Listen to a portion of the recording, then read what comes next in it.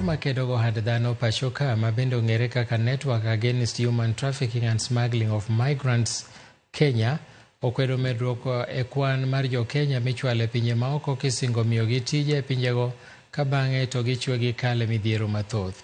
E kinde mane gitwa gi jofwambo e boma ma Nairobi, jatend riwruogno opwoyo moko kuom okenge ma piny owacho osegoyo e reso jokenya kowuok e pinje maoko, kaka kamano gimedo jiwo sirikal mondo ochug aput moro mabiro konyo e luwo kendo tieko ohand dhano e pacho ka kichwalo e pinje maoko.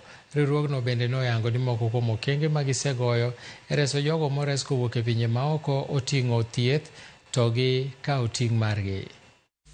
In recent months, multiple state officials, media houses, international organizations and partners have raised alarm over human trafficking for forced criminality in Myanmar. NAHUSOM acknowledges and appreciates the efforts already undertaken by the government of Kenya in addressing the Myanmar trafficking cases, including the repatriation of victims, and commends its continued commitment to securing their safe return.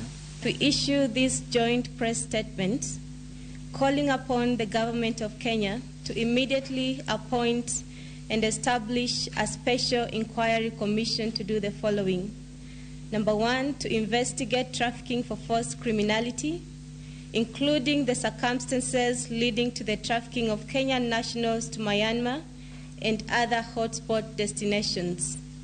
Number two, to put in place preventative and protective measures against trafficking for forced criminality. End human trafficking.